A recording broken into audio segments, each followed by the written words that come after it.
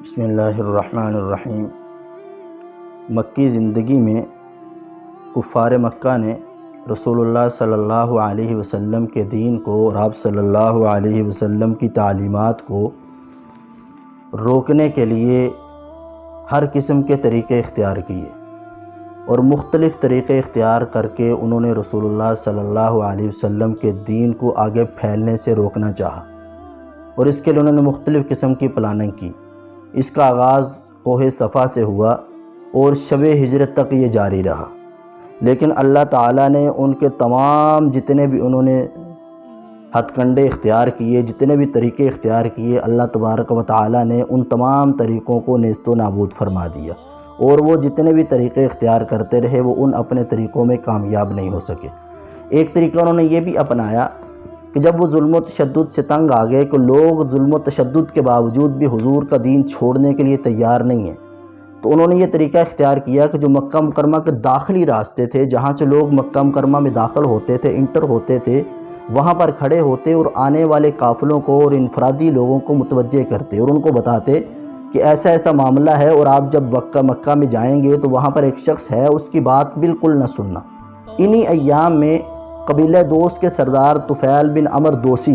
یہ بھی مکہ مکرمہ میں آئے۔ یہ بہت چوٹی کے شاعر تھے اور شریف النسب تھے، اور اللہ تعالیٰ نے ان کو فہم و فراست بھی بہت عطا کی ہوئی تھی اور مہمان نواز بھی بہت بڑے تھے۔ جب یہ مکہ مکرمہ میں آئے تو فرماتے ہیں، اپنا واقعہ خود بیان کرتے ہیں جس کو سیرت کی کتابوں میں مختلف سیرت نگاروں نے ذکر کیا ہے۔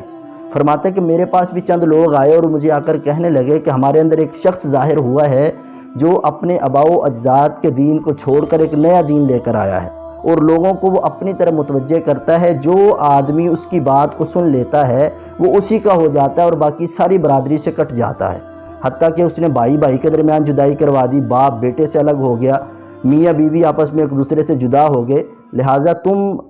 اپنی قوم کے سردار ہو تو ہمیں خدشہ اور خطرہ ہے کہ کہیں تم اس کے دین کی بات سن کر اپنے آپ کو اور اپنی قوم کو ہلاکت میں مبتلا نہ کر لو، کیونکہ اس کا کلام ایسا ہے جو جادو سے بھی بہت آگے ہے کہ جو سنتا ہے اس کے سحر میں مبتلا ہو جاتا ہے۔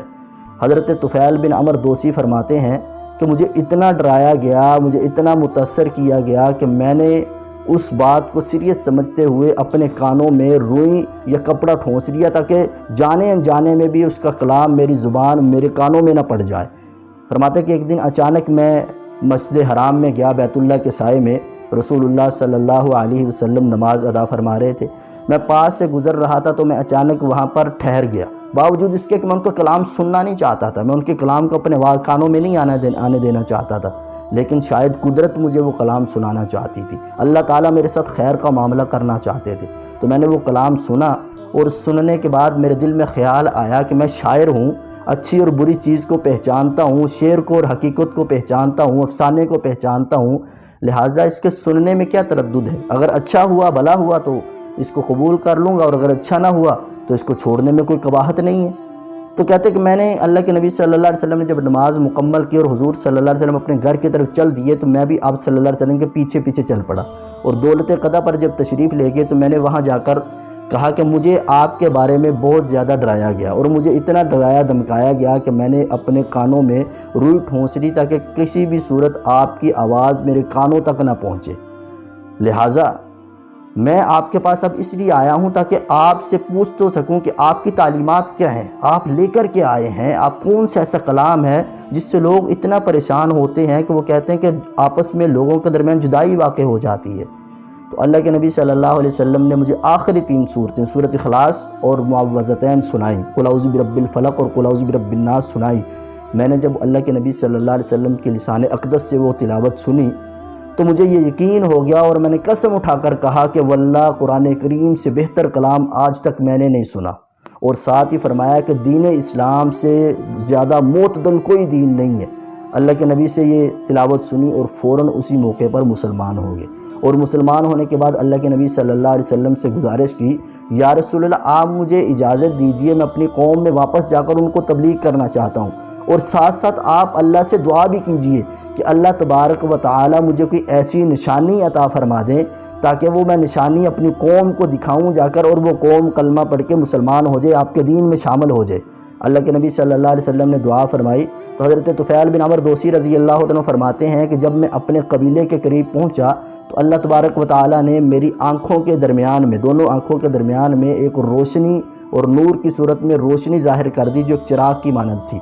لیکن میں نے اللہ سے دعا کی کہ یا اللہ یہ جو روشنی ہے اس کو کسی اور جگہ پر منتقل کر دیجئے، کیونکہ مجھے خدشہ اور خطرہ ہوا کہ کہیں ایسا نہ ہو میری قوم دیکھ کر یہ سمجھے کہ اس نے اپنے آباء و اجداد کے دین کو چھوڑا، اس وجہ سے اللہ نے اس کو بدصورت بنا دیا ہے۔ تو اللہ تعالیٰ نے میری دعا کو قبول فرمایا اور اس نور کو میرے جو لاٹھی تھی میرے ہاتھ میں پکڑی ہوئی تھی اس میں منتقل کر دیا۔ اب وہ ایک لالٹین اور ایک چراغ کی صورت میں میری لاٹھی کے ساتھ ہو گیا۔ تو کہتے جب اپنے قبیلے میں داخل ہوا تو میرے باپ سے میری پہلی ملاقات ہوئی، وہ بالکل ضعیف العمر تھے، بوڑھے ہو چکے تھے۔ میرے قریب آئے تو میں نے کہا مجھ سے کلام نہ کیجیے، مجھ سے بات نہ کیجیے، میرے اور آپ کے درمیان تفریق ہو چکی ہے، میں نے دین محمدی کو قبول کر لیا ہے اور یہ دین کافر اور مسلمان کو یکجا نہیں رہنے دیتا۔ انہوں نے کہا کہ ماجرا کیا ہے؟ میں نے سارا واقعہ بیان کیا تو انہوں نے فرمایا بیٹا جو تیرا دین ہے وہ میرا دین ہے۔ وہ فوراً مسلمان ہو کر انہوں نے کوئی تردد نہیں کیا، کوئی سوال نہیں کیا۔ اور پھر میری بیوی میرے پاس آئی تو میں نے اس کے سامنے بھی وہی باتیں کی کہ میرے اور آپ کے درمیان علیحدگی ہو چکی ہے، میرے اور آپ کے درمیان کوئی تعلق باقی نہیں رہا۔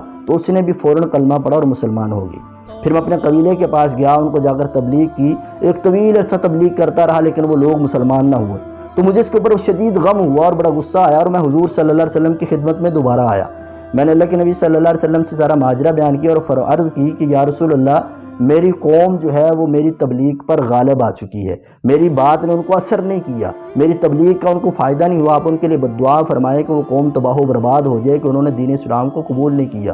اللہ کے نبی صلی اللہ علیہ وسلم تو رحمت للعالمین بن کر آئے تھے۔ حضور صلی اللہ علیہ وسلم بد دعائیں دینے نہیں بلکہ دعائیں دینے آئے تھے۔ اللہ کے نبی صلی اللہ علیہ وسلم نے تو اس قوم کے لیے بھی بد دعا نہیں فرمائی جنہوں نے آپ صلی اللہ علیہ وسلم کو طرح طرح کی تکلیفیں دی اور بالآخر آپ کو اپنے آبائی شہر سے بھی نکال دیا، اللہ کے گھر سے کے سائے سے دور کر دیا۔ حضور نے ان کے لیے بھی بد دعا نہیں فرمائی۔ تو اللہ کے نبی صلی اللہ علیہ وسلم نے رحمت والی زبان سے، رحمت والے ہاتھوں سے اللہ سے دعا مانگی، اللہم ہدی قوم، اللہم ہدی دوسن، اے اللہ قوم دوس کو ہدایت عطا فرما دیجئے۔ اور اپنے صحابی حضرت طفیل بن عمر رضی اللہ عنہ سے فرمایا کہ آپ واپس قبیلے میں جائیں اور قوم کے ساتھ نرمی کے ساتھ پیش آئیں، نرمی کے ساتھ کلام کریں، نرمی کے ساتھ معاملہ کریں۔ حضرت طفیل فرماتے کہ میں واپس چلا گیا اور ایک طویل عرصہ قوم کو تبلیغ کرتا رہا، حتیٰ کہ اللہ کے نبی صلی اللہ علیہ وسلم یہاں سے ہجرت فرما کر مدینہ منورہ تشریف لے گئے، بدر بھی گزر گیا، احد و خندق بھی گزر گئے، اور پھر غزوہ خیبر جب پیش آیا تو میدان خیبر میں اپنے قافلے کے کثیر افراد کو لے کر حضور کی خدمت میں حاضر ہوا۔ حضور صلی اللہ علیہ وسلم فتح یاب ہو چکے تھے، لیکن اللہ کے نبی صلی اللہ علیہ وسلم نے جس طرح سے باقی لوگوں کو اس سے مال غنیمت میں سے حصہ عطا کیا، اسی طرح میرے ساتھ جو افراد آئے تھے ان کو بھی اتنا حصہ دیا گیا۔ تو یہاں سے جب مدینہ منورہ واپس آئے تو میرے قبیلے کے بہت سے گھرانے، 70-80 کے قریب گھرانے جو ہے وہ مدینہ منورہ میں ہی قیام پذیر ہو گئے، وہ واپس قبیلے میں نہیں گئے۔ اور میں نے بھی اپنی خوش نصیبی اسی میں سمجھی کہ میں اپنے قبیلے میں واپس جانے کی بجائے یہیں پر